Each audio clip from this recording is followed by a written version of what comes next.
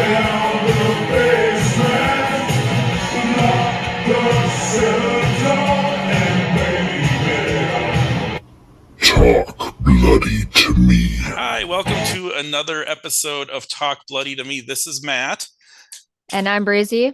and we are here today with another special double feature. Today, I'm saying tonight because we're reviewing Late Night with the Devil, so I feel like it's nighttime. But we're going to be talking about Friday the 13th, Part 8, as part of our continuing Getting Excited for Crypticon.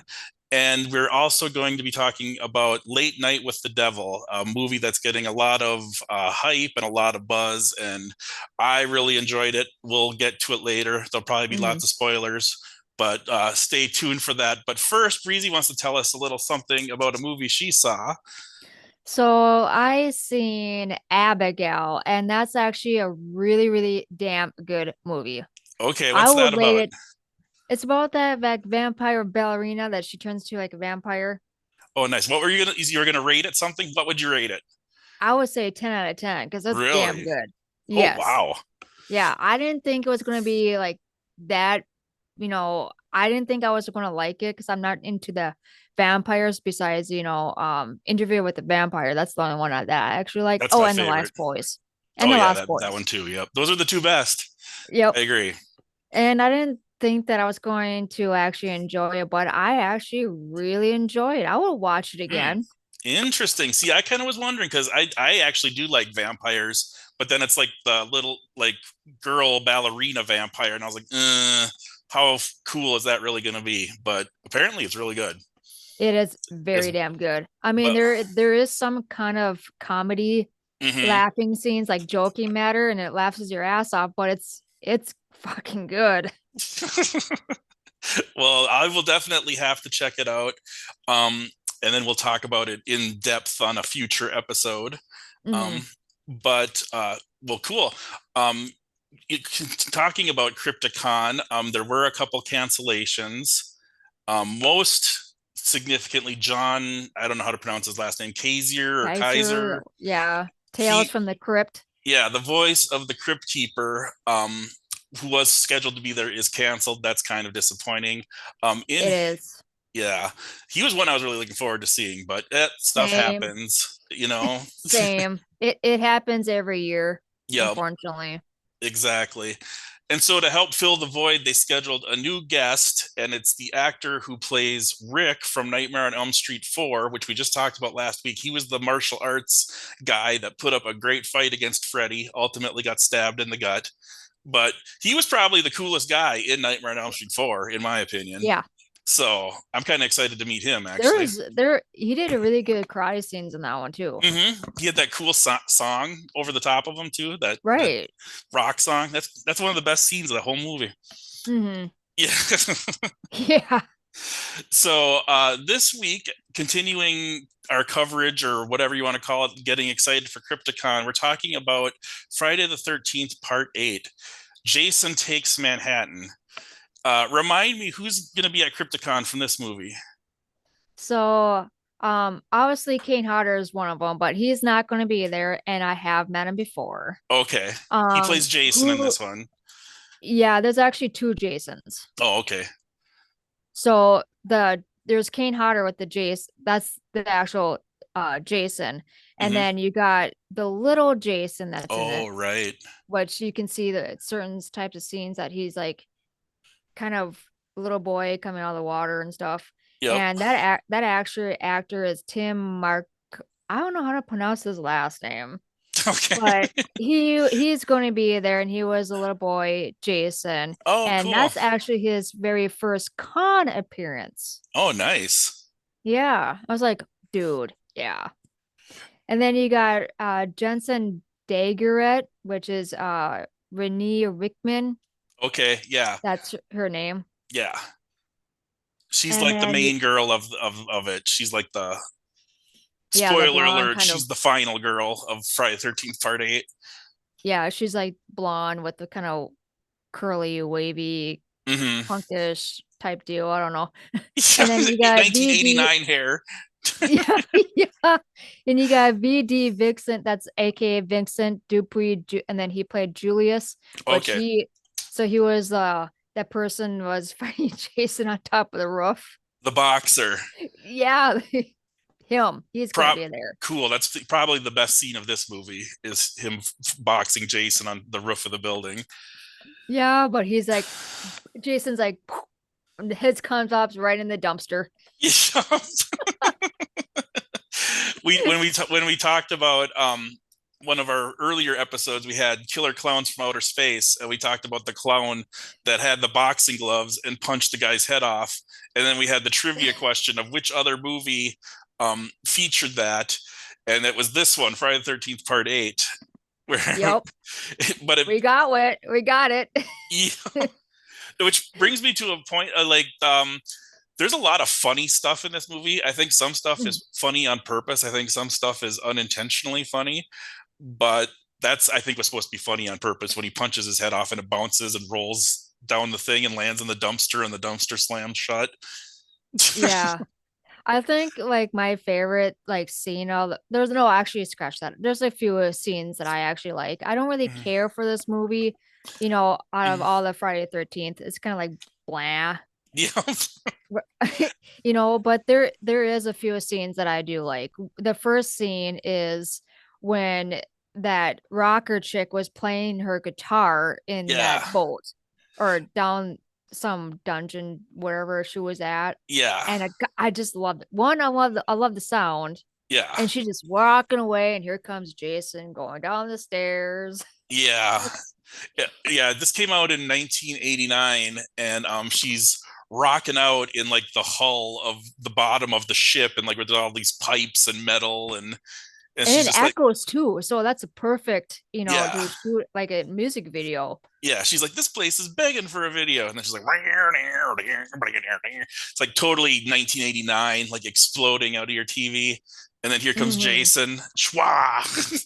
I'm every time when that scene comes up, I'm like rocking it out because I just love that. There's a couple. There's a part later on too where one of the girls she goes after her roommate gets killed or whatever, and then she goes running and it's like the dance floor, but it's empty, no one's there, but there's like Oh, still like the music's playing and there's like a stage and it's all like yeah, and then Jason comes in yeah. comes in there like it's like, come dance with me, Jason. Yeah. Don't kill me now. Right. Just dance with me. For anyone that's not aware, Friday the 13th is about Jason Voorhees, who was a child at Camp Crystal Lake. He was somewhat deformed. The camp counselors were busy banging and he drowned. And so, due to their negligence, so Jason's mom went on a murder spree. Mm. That's basically Friday the 13th, part one. And then at the end, she gets her head chopped off, but Jason comes out of the lake and drags the person out of the boat. And then from then on, Friday the 13th is basically Jason, sort of an undead killing machine, never talks, wears the hockey mask famously, but he doesn't get that until part three. And I just feel like Jason's mom should be getting a little bit more credit, a yeah, little bit definitely. more credit, you know what I'm saying? It's just like I know Jason's the main killer, but so the original killer is his mom. Right. Jason's only in like the first one for like, I don't know, 30 seconds at most. He just kind of pops up at the Yeah. very end. I Yeah. don't remember if they flash back to him earlier in the movie at all, but I kind of know now. It's more so like at the end. yeah. So in part eight, Jason's dead at the bottom of the lake. Um, Left over from part seven where the telekinetic girl mashed him. That's part seven's one of my favorites actually. And then this comes right after it. It's like, nah. But the boat drops their anchor. It drags on a electrical pipe conduit thing that just happens to be underwater because that's a brilliant place to put Mm. electricity. And then that all kind of rubs together on Jason, and there's a big electric blast, and boom, he's back to life. And he is up on the boat, and he kills those two, and then the boat floats into harbor where Yeah. where a bunch of kids get on to take a cruise to New York. And this movie's called Friday the 13th Part 8, Jason Takes Manhattan. I think the original title was Friday the 13th Part 8, Jason spends a whole hell of a lot of time on a boat trying to get his ass to Manhattan. Yeah. Because it's like not until like it's a good hour into the movie before they're finally in New York. Right. Yeah, Yeah. it's like a lot of this happens on a boat, but when they're in New York, there's like two muggers that are like gonna they're gonna drag the girl off, and the guy's basically like, well, there's nothing we can do about it. Like the guy that's supposed to be the teacher or the chaperone, he's just basically like, well, too bad, we can't do anything, let's split up. Like, what? You're just gonna let the Yeah. two guys drag her away? That's Yeah. great. Great. I think that I'd take my kids out of that school if that was the Right. person in Yeah. charge. Yeah. Definitely. But Jason ends up killing those two guys, and there's one, he grabs the one and slams his head into a pipe, and I don't think it's supposed to be funny, but it just goes dunk, and like the pipe Yeah. splits in half. That one, it was pretty freaking funny. I actually laughed out loud at that one. And then there's a guy with a camera, and he throws him onto, he shoots someone because he doesn't have his glasses and he can't see, and he thinks he sees Jason, shoots a guy. And then the real Jason appears like 10 seconds later and throws him on some electrical thing, and it like just explodes, and it's like so over the top, like flames shooting out and like explosions. It's like, good God. It's like an exaggeration type deal, or like, whoa. Right, like what kind of boat is this where you just bumped into the electrical panel and it explodes and shoots fireworks and lightning bolts? Hey, it can happen at some point. Mm-hmm. Exactly true. You find out that the real piece of shit guy that left the girl get dragged off was basically like her dad, like her adopted dad, or was like raising her, and he did the super good parenting thing of he was trying to teach her how to swim. So he brought her out to middle of Crystal Lake and said, hey, did you know a little boy named Jason drowned here? And he likes to drag down people that don't know how to swim. Well, it's about time you learned how to swim. And he throws her overboard. Great parenting. That would get you to swim. Yeah. And sure as shit, old baby Jason, well, he's like a kid, comes up and starts dragging at her ankles. And so throughout the whole movie, she's like hallucinating, seeing Jason. Well, when she's older. Mm-hmm. Yeah, exactly. And then how did they finally kill Jason in this one? They finally killed him? Yeah. How did they finally beat him in this one? It's been a hot minute. Oh, it was the sewer. I think it was that scene when when they were trying to kick his ass. Mm-hmm. And or that scene where they were trying to grab them. They were like in like kind of like a subway type deal. Yeah. At first, like he was like walking towards the subway. She pulls like the emergency. He flies down. Yeah, that's a great part. Yep. And then he flies down the aisle, and then he gets back up. Well, they're already out by that time. And all of a sudden he comes out. They push him onto the railing. And he just like, oh yeah, he gets fried on the train track. Yeah, so he technically died in that one. Then he came back to life, and then that's when they were down like where that kind of like sewer it's like a area. Sewer, but there's like apparently highly acidic, toxic waste just comes blowing through every night. Apparently that's a thing in New York, that they just have a sewer full of highly acidic waste goes blasting through every night at midnight, and the guy says, we gotta get out of here, there's toxic waste coming through. And then Jason gets caught in the blast, which does explain why in part 9 he's all like, his mask is all like shriveled up and his head is all mutated and stuff. But anyways, you were saying before that, they were like, she got some bucket with acid and then threw it in his face. Oh, that's right. Yeah. And then he just takes the freaking mask off. Yeah. And then you see him just like, he's like, whoa, he's like, he looks like he lost his dentures. He's like, yeah. And then he's still alive. He's still trucking. Yep, and then all of a sudden, here comes this whole bunch of water, and he's like, because he knows he's going to drown. And then he barfs up when he sees the water coming. He barfs a ton of water. That's really gross, but kind of cool too, considering he drowned. It's like that's how he died in that one. Yeah, exactly. I think speaking of the face, I think my favorite one is when he's walking like downtown Times Square, and he's passing these kids. And then he kicks this. He just like boots their radio. They're like boombox. He like sends it flying. And they're like, what the fuck, man? And Yeah. then all of a sudden he turns around and he goes, Yeah. and then he goes, never mind. Lifts up his mask and Yeah, that's my favorite one too. that's really good. Um, so yeah, there's a Friday the 13th Part 8. That's basically it. There's a lot of killing, I think, compared to most of the movies we've reviewed so far. I think this one has one of the highest body counts as far as just pure number of people killed. Jason's a Right. machine. Yeah, he is. And he keeps coming back for more. Yeah. So now we can move on to Late Night with the Devil. And this is a movie a lot of people are talking about. I was wanting to see it for a long time, and I really liked it. And I think Breezy and I both kind of agreed that it starts off kind of slow and dry, Mhm. but at the same time, it's interesting enough that you still want to keep watching it. And then it just gradually like builds and ramps up and ramps up and ramps up and ramps up. And all of a sudden, about the last 20 minutes or so, the shit hits the fan and it goes caca cuckoo and it's awesome. Yeah, it is very, very slow. Hmm. But if I think it was like maybe 15 minutes into the movie, then it started to pick up. Yeah. And so basically just before we really dive into the spoilers, this is a movie, it's 1977, and this guy is a talk show host, and he's competing with Johnny Carson, but he's always number two. He can't ever squeeze the number one spot.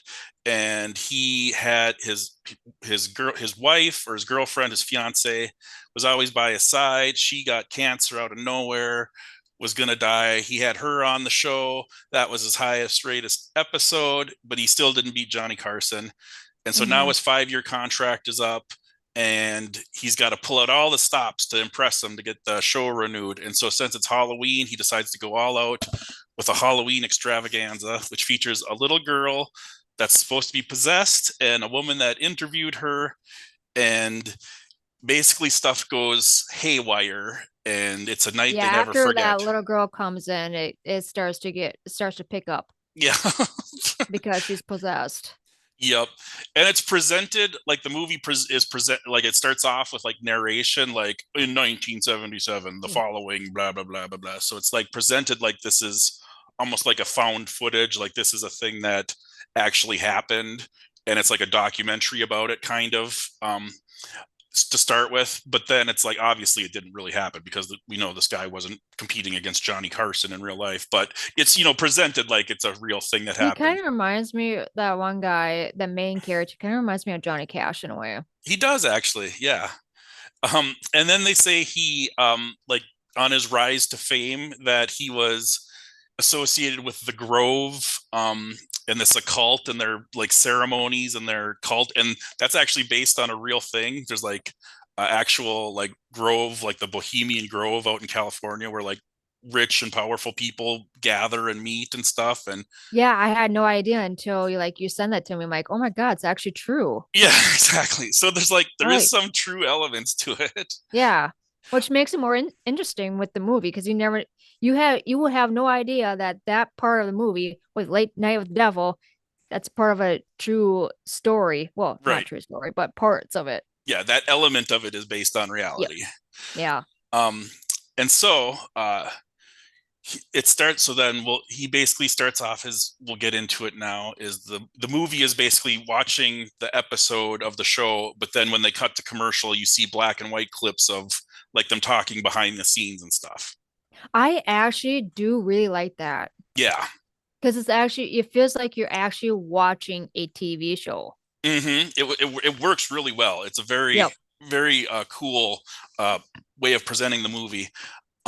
So it starts off, he comes out and he does his little jokey monologue, just like late night talk shows do. And he's got his sidekick Gus, is kind of like his Ed McMahon or his Andy Richter, and they're messing around. And the first guest is like a psychic, like a medium that does readings in the crowd, and he starts off just kind of bombing horribly. Like he's like, it's a guy named Vince or McMahon. I can't even remember, but like not Vince McMahon, but Yeah. he's like talking about Peterson, it's Peterman, it's Pete, and then like the guys like they're basically just joking and making fun of him, and then he finally. And it's like this guy's a complete sham. And then he goes over to another, like a mom and a daughter, Mm. and he's talking about their like her kid that passed away and killed himself, and he knows all these details.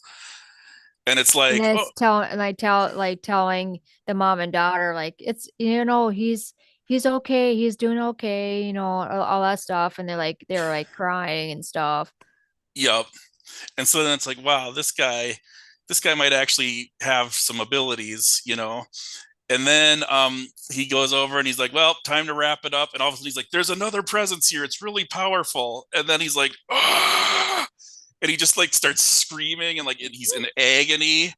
And he's like, it's Mindy. And then like earlier he was like, oh, it's Peterman or Peterson or Peter. And then the host is like, oh, maybe it's something like Mindy. And he's like, no, it's Mindy. And then like his eyes roll back into his head. He's all like, ah! Yeah, he's like, it looks like he was like choking out. Yeah, exactly. So then that finally ends. Then they cuts to the first commercial, and then he's like, the producer's like, you're going to stick around, right? He's like, oh, I should get going. And they're like, nah, stay. And then the second guest comes out. He's the skeptic guy. He's there to like prove everyone is, full of crap. He has a check for $500,000 to anyone that can prove they have actual supernatural ability. And he's basically calling the psychic guy a charlatan and a phony and this and that. And he's like, I don't have to sit and listen to this. I gotta go. And then the host is like, oh, that Mindy, that might have been my wife or my fiance that died of cancer, because I used to call her Mindy. And he's like, oh, really? And then also you start hearing like these bubbly, gurgly noises. And then what happens, Breezy? I don't really remember that because I was like so kind of bored during those scenes. I Oh, wasn't really, you know, really watching it well, up what you? until that up until that when it starts to pick up that chick, that little Mhm. girl, then it's like, oh, okay, now I'm starting to pay attention.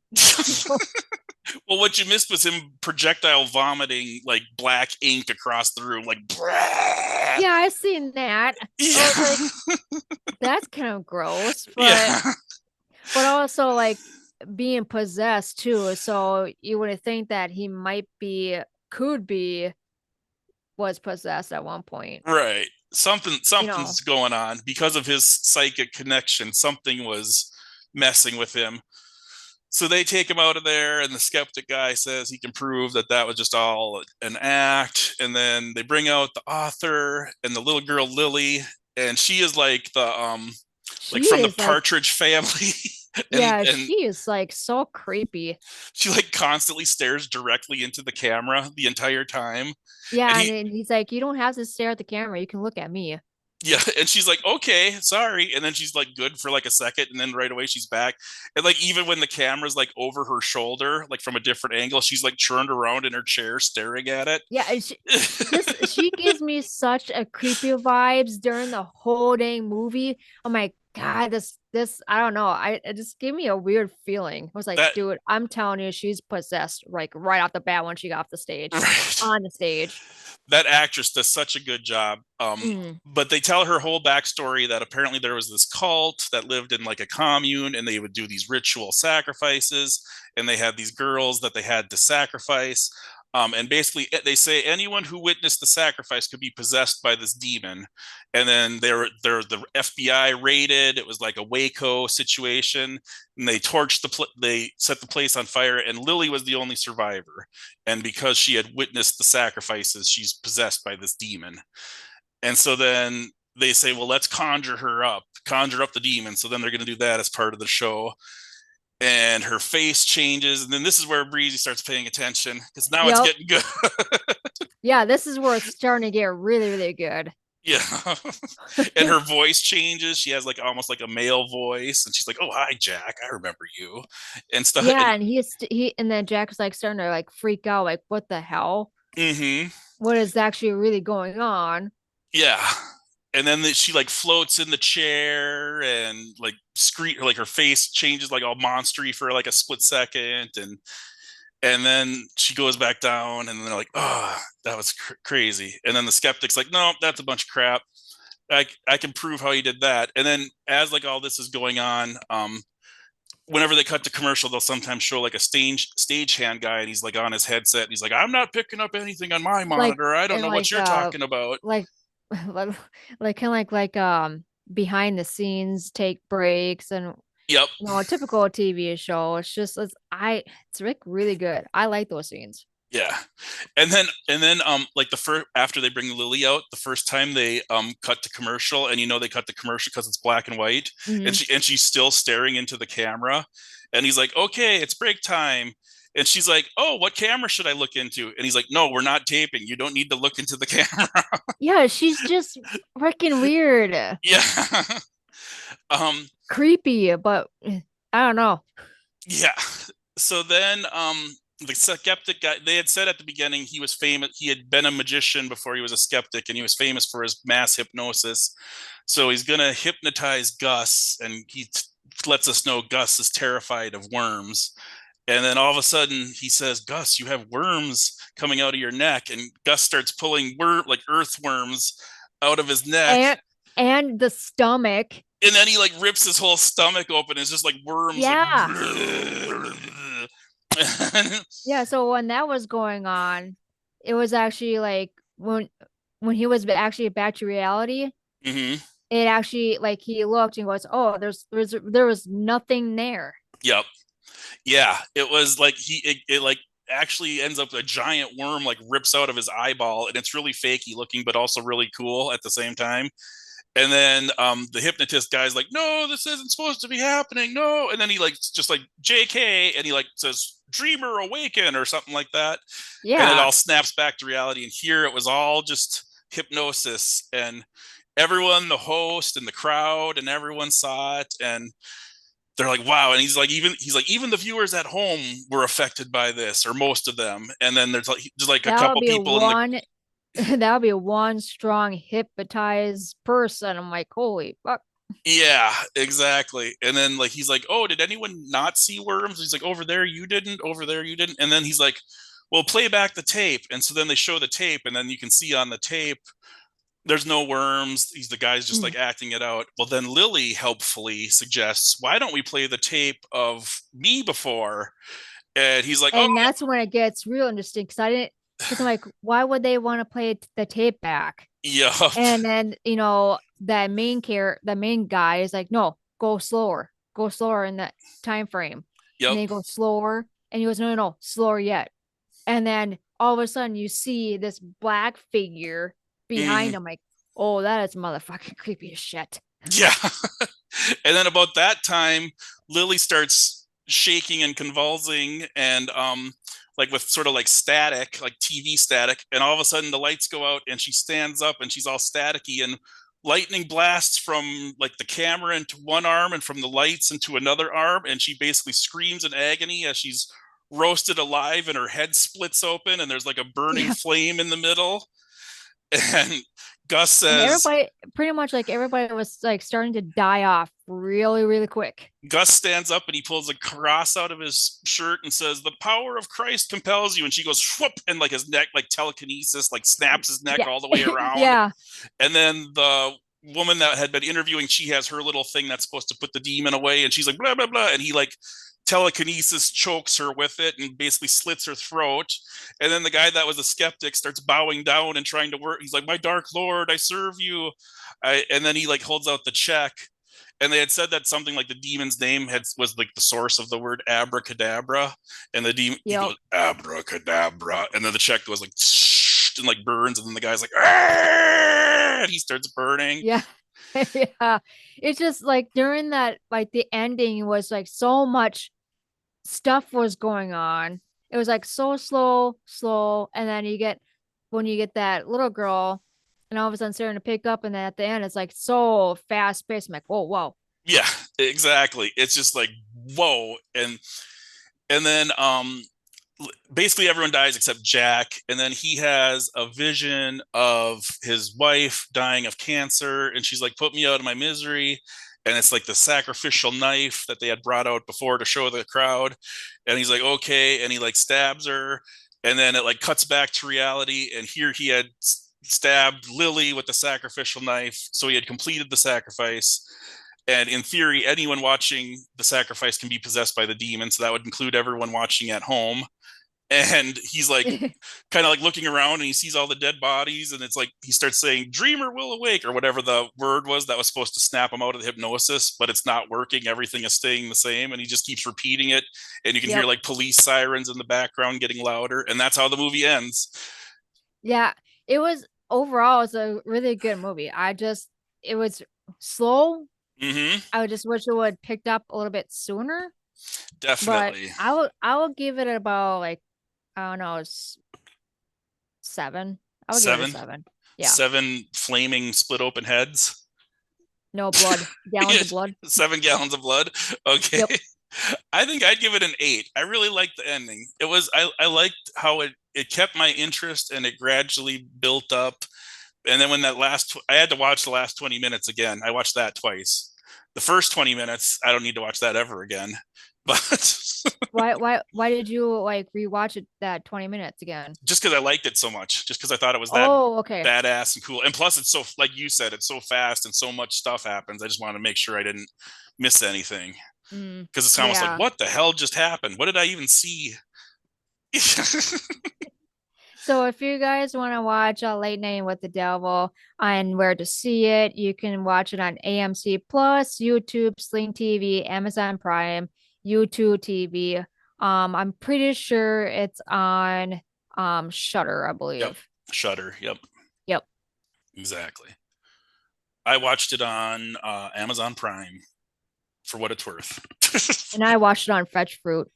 There you go. All right. Any final thoughts on Friday the 13th, Part 8 or Late Night with the Devil? No, not really. But if anybody was to watch Abigail, definitely go see it. If you want to watch Late Night with the Devil, go and see that too, because it's good. Both are good. And if you haven't seen Friday the 13th, Part 8, don't worry about it. Yeah, pretty much. Yeah. All right. Thank you so much for listening.